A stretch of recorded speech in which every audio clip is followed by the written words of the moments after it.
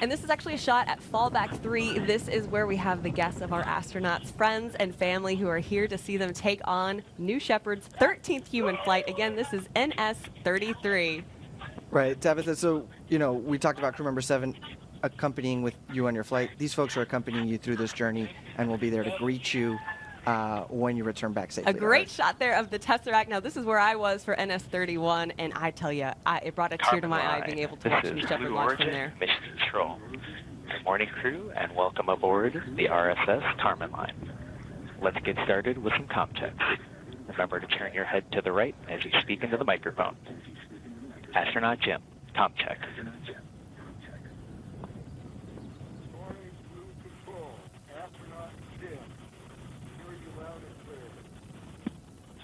Copy. Astronaut Buzzy Lee, comm check.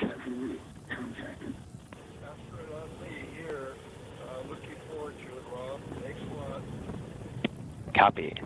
Astronaut Awolabi Salis, comm check.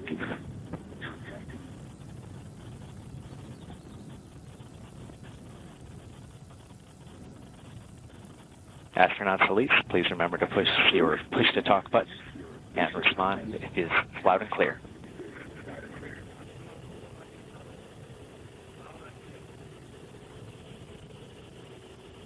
Copy. Astronaut Junebug, comm check.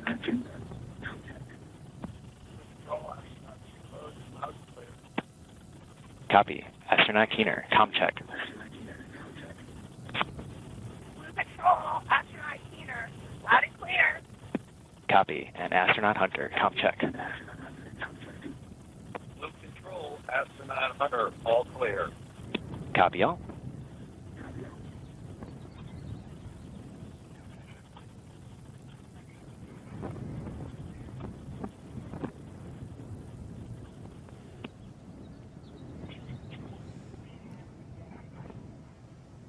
Tabitha, we've just heard our astronauts have received confirmation that their comm systems are working in the cabin and everyone's good to go. Some really cool call signs, by the way, for our astronauts and our crew member 7s, right? We've been talking about them a little bit. They're going to continue getting our astronauts situated and ready to fly.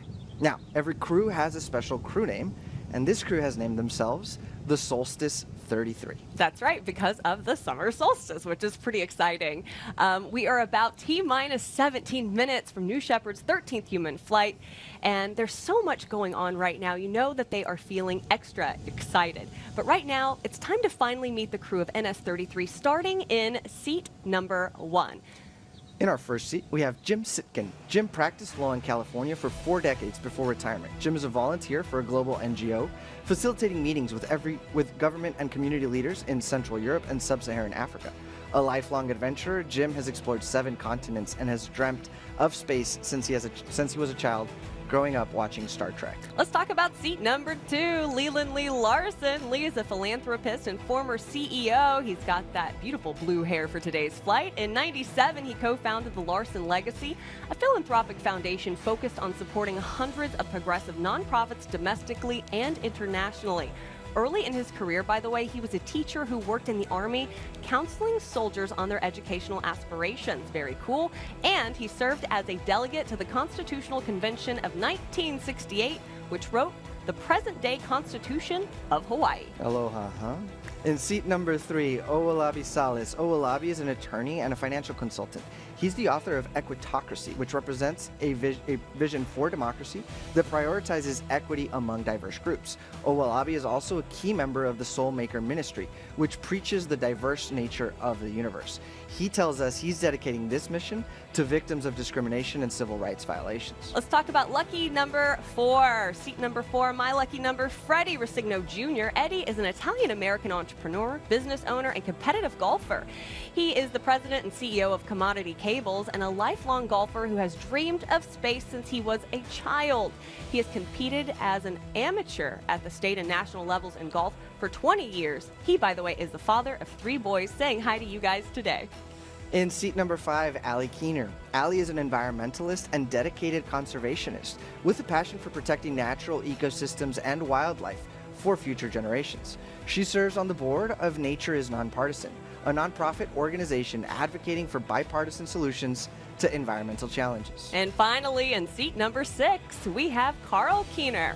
Carl serves as the chairman of Building and Land Technology, also known as BLT. I myself love a good BLT. He is deeply committed to conservation.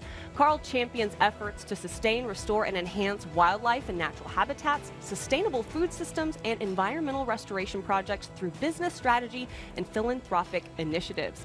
Pretty exciting crew to have together today. A lot of conservationists, which makes my heart so happy. No, that's right. And Solstice 33, right, drawing inspiration from the astronomical phenomenon happening around them as they go to space today. What a cool time and a cool place to be as you're doing this. But additionally, we have to talk about the patch. I love talking about the patch. Some key things to look for on NS33 in this patch are the following. Starting at the top, a lotus flower, which symbolizes Salas's spiritual journey. A school bus, signifying Leland's family businesses. And the leaves, which symbolize Allie and Carl's environmental stewardship.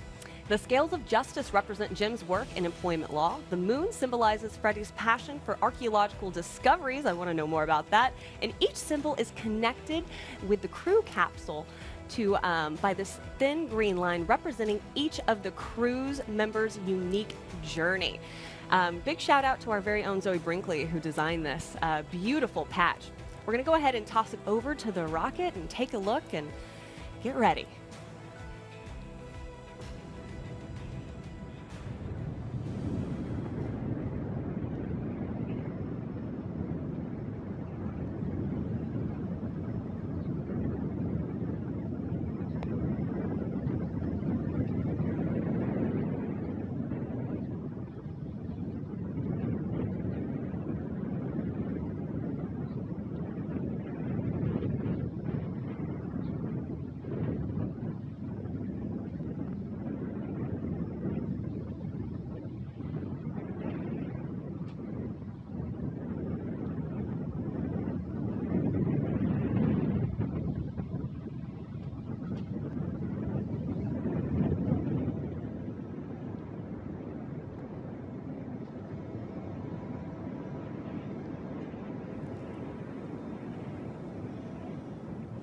So we want to take a moment to also talk about New Shepard's and its offering for a life-changing shift in perspective. To date, New Shepard has flown 64 humans above the Kármán line. That's 9.1% of all people above the Kármán line.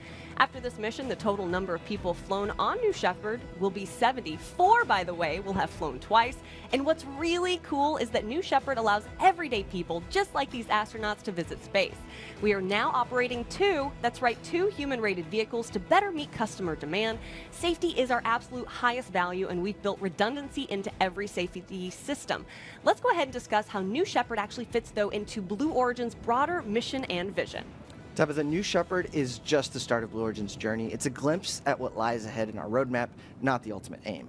Beyond what's happening here in West Texas, there are exciting developments, like New Glenn, which has already successfully completed its first mission, ushering in a new era for our large orbital vehicle. Yeah, and what a milestone that was, Eddie. You know, what was it like to see New Glenn from your perspective? You know, Tabitha, I was there in January, just a few miles from the launch pad, watching this exact scene that we were replaying here, being able to feel the rumble of the 7 BE-4s producing 3.85 million pounds of thrust. Woo!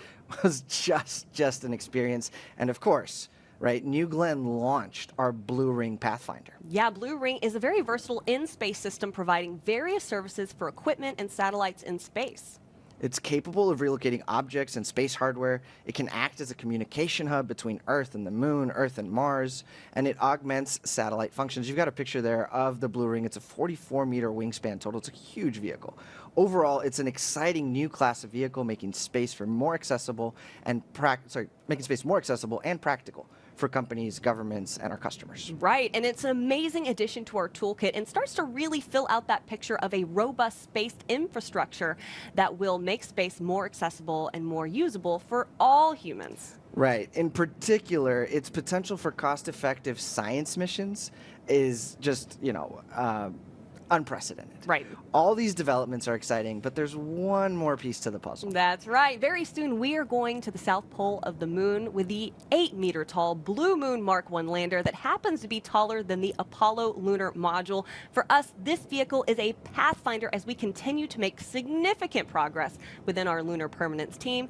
This initiative is focused on establishing a lasting human presence on the moon, creating foundations for humanity to settle permanently. Right, so on the left of your screen, the Blue Moon Mark 1 standing 8 meters tall, single launch cargo capabilities.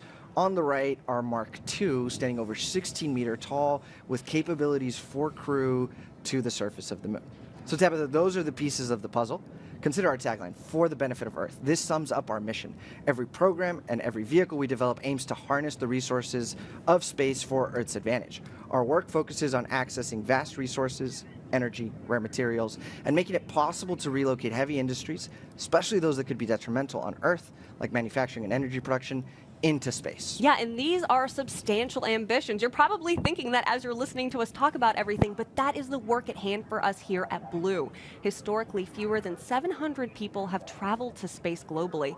However, to significantly impact Earth using space, we must expand our vision.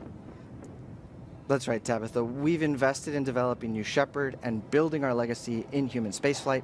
With the success of New Glenn's first mission, we're scaling our services and creating a comprehensive ecosystem of programs. This is the approach that embodies the road to space. We're developing reusable launch systems. We've got various programs for space exploration, orbital mission, lunar ventures, and this will enable future generations to leverage space for Earth like never before. Yeah, and with New Glen's success, we've embarked on a new chapter in realizing this vision. Now, if you take a look at your screen right now, you might notice that we are currently in a hold. So just for a moment, we're going to toss it right back over to New Shepard.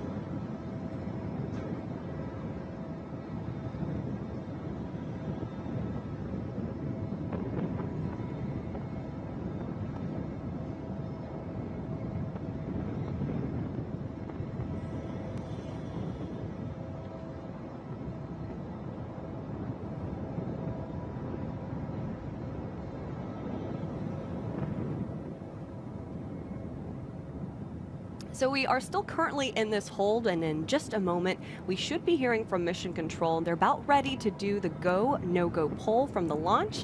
That should be happening any moment here, Eddie. And while we're kind of in this hold and we're waiting for that exciting moment, let's talk a little bit about New Shepard and what our astronauts can experience today on their flight. So the New Shepard vehicle, right, is going to propel these astronauts beyond the Kármán line. Yeah. And they're going to get 3 minutes of clean microgroup gravity, some of the cleanest microgravity measured in, GRMS, root mean square. And that enables them to really, enjoy this experience of being in space, viewing space through some of the largest windows that have ever flown in space, and truly experiencing the overview effect. It's something that so many people talk about, and how the overview effect really helps influence the rest of their life and the things that they're able to do right back here on Earth. New Shepard as a vehicle, we talked about this briefly in our mission and vision of what we do here at Blue Origin. but New Shepard is essentially a vehicle that is set up to help with our New Glenn Right. launches. So it's a test bed, right? So I would, take away sort of three things. And we've got the anatomy there of New Shepard, which is really two vehicles. It's the propulsion module or booster, you'll hear me call it, and the crew capsule there on the right.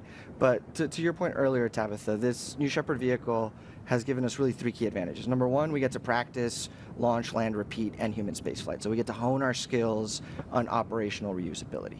Number two, New Shepard is a test bed, essentially. Right. For example, we installed some guidance, navigation, and control instrumentation for terrain relative navigation for our Blue Moon program on the New Shepard booster. So as the New Shepard booster was performing entry, descent, and landing, we were able to raise the technology readiness level of instrumentation that we're going to use to land on the moon very soon. And then number three, it's given us the ability to practice with liquid hydrogen. Right. So liquid hydrogen is important to us because we've selected a lunar architecture that leverages the fact that there's water ice on the moon. And meaning that there's water ice, you can split water into oxygen and hydrogen, and those are the same propellants that our Blue Moon system uses, right, that our New Shepard system uses, and so we've become world experts in liquid hydrogen. That's pretty exciting. Yeah, for someone who doesn't know, we have the oxygen, the hydrogen, and then the byproduct of New Shepard is water vapor. And right now, if you're wondering, we are still in this hold, and I just got confirmation in my ear that the holds are because of winds at this moment in time. But I still want to talk about New Shepard, and I think we also have a graph of the flight path that New Shepard takes. I really love this graph because it gives us, a full picture of what this experience is like for our astronauts. So there it is on your screen. In the little box, you can see New Shepard sitting on the pad, ready to go. We're just waiting on those winds. But yeah, right. This is... That's right, Tabitha. So from left to right, you've got those vehicles in their mated configuration, sort of using the BE-3 engine's thrust to cut through the atmosphere. You've got some control with your aft fins as well that are hydraulically actuated. You get through the atmospheric pierce point max Q, and then you reach about 2.5 minutes later, main engine cutoff, in which case the BE-3 engine shuts off. About 15 seconds after that, the two vehicles, separate and become two vehicles, right? It's at that point that you're seeing the microgravity, the very clean GRMS we were talking about. Right. And then you hit apogee, beyond the Kármán lane, right? That's very important for our astronauts. And then the pull of gravity brings both vehicles back down to Earth. The booster first, of course. And it uses aerodynamic surfaces to stay stable on the way down. And then about 5,000 feet above ground, the BE-3 engine will relight, come in for a very, very soft landing, right? And I always look at those videos and I'm always impressed because that's not slowed down, that's real time. Yeah. But it's a soft landing so that we can reuse the booster time and time and time again. Meanwhile, let's talk about what the astronauts were doing. Yeah, the astronauts have been up to a lot over the last 3 days. Of course, they have been getting ready for this moment. But I also want to take a moment and talk about how New Shepard compares to New Glenn. You gave me this incredible chart earlier, and I believe we have this graphic, and it was just, the scale is incredible. There it is. That's New Shepard. Sure. On the left, yeah, and on the right, we have New Glenn. Just more or less, New Shepard around a 60-foot tall rocket, and New Glenn just under 300 feet tall, and you've got a standard person there for scale. This is the scale of the vertical takeoff, vertical landing architecture. Right. It's the inverted pendulum problem. If you could do it for the smaller rocket, it can be scaled to the larger rocket. But the larger rocket is so large, in fact, that New Shepard fits inside of the fairing of New Glenn. So that's really? That's pretty impressive. Yeah, you could put a New Shepard inside of the fairing of New Glenn. That's pretty incredible. So I am taking a look here, and we have some footage we want to show you from earlier today. I wanted to show our audience this footage, and this is our astronauts preparing for the day and getting ready to launch, of course. Where we will be spending the next 2 days going through your complete program. That's our Laura Stiles you're hearing there, preparing our astronauts over the last 3 days of training that they have. And for someone who doesn't know, Eddie, can we kind of walk them through what those 3 days are like? What are the systems that they are learning about and what they're kind of practicing and getting ready for on launch day? Right, so we want our astronauts to have a very good understanding of the technical specifics behind New Shepard, but then we also want them to be very comfortable with the hardware they're going to use. So here we're seeing, for example, astronaut Freddie Rosigno practicing his harness. Lee getting his harness, and you get to practice that. You get to choreograph every move of your flight, right? So that when you're up there, you can maximize every second of microgravity. Right, you want to take it all in.